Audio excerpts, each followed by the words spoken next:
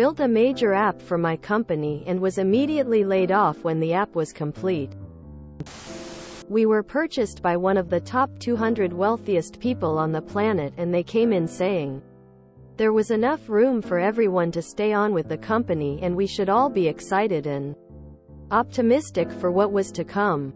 I was on a small engineering team that developed the flagship feature for our product. Like when you see commercials for the app, it is the main thing that gets promoted. After we finished it, most of the team was laid off, with a brief retention period. And we didn't see a dime more for completing the feature.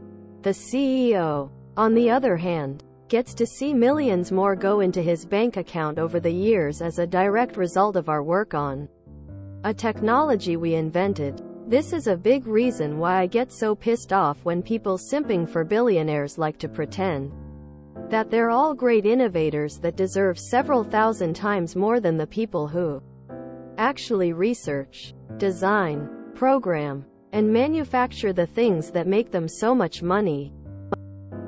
I guarantee that CEO couldn't even tell you what language we used to code the app. Billionaires aren't innovators. We are. They just get to swoop in and take the credit.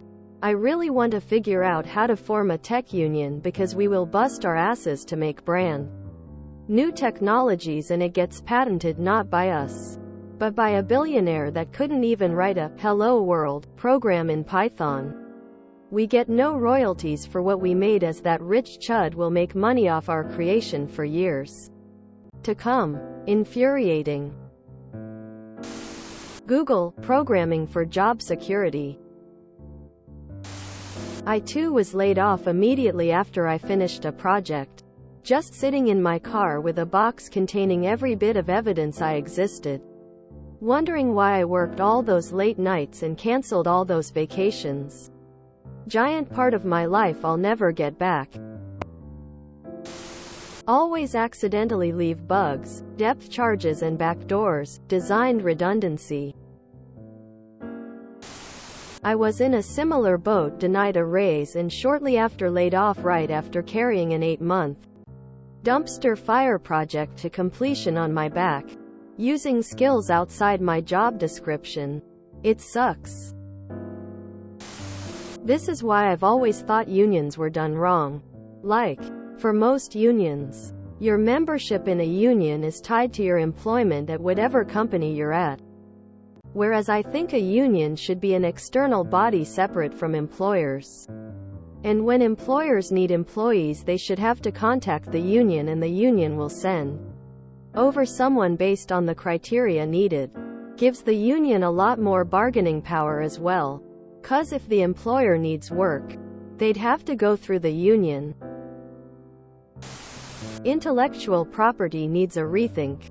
If the company that asks you to build something then fires you shortly after it's delivered, they need to pay you a portion of what it's worth. A pipe dream. I know. I read a post somewhere of a guy that built something like that, but he had it set up in such a way that certain key parts could not be updated without it going through something that was under his control. It was not illegal that he set it up that way. But for the love of me, I can't find the post. Create a near copy. It's always cheaper to make something twice, and undercut them by 95%. It was true then. It's true now. And will be true until Skynet obliterates us all. https preview.red.it/isma7a1vz766c1.jpg. Width equals 1097 and format equals PJPG and auto equals WebP and S equals C00051BC8DF77F7C99EB2B8953F245B677 ADEF3A. Edit. Fatfinger. Could you write a similar app for another company? Can you explain what the tech does? The richer the dealer, the worse the deal. You don't get rich by giving money away. Bribes notwithstanding. AbolishHumanRentals.org. Welcome to the 21st century. I invented the internet. Then Al Gore took credit. I understand your frustration, but there are a few things you're not taking into account. If you and your team invented and developed the app, why didn't you do it for yourselves instead of a third party? I'll explain why. The billionaire invested his money and took on all the risks. He's been paying a significant amount to an entire team for months without seeing any returns, hoping that the app you've developed will generate a substantial amount of money. But what if the outcome isn't as expected? What if the money the app generates is less than the investment? What if there's a regulatory change that hampers profits? Are you and your team willing to bear those significant financial losses? Or are you only ready to reap potential gains? You worked for a company you had no shareholding in, signed an employment contract where the company owns all IP generated, and are somehow shocked and angry at the result? You didn't put a backdoor in it? Always put in a kill switch. You think they get rich paying people after they need them? At that point you stay in contact with your team and start a new tactic. Find out who your old CEO's biggest rival is.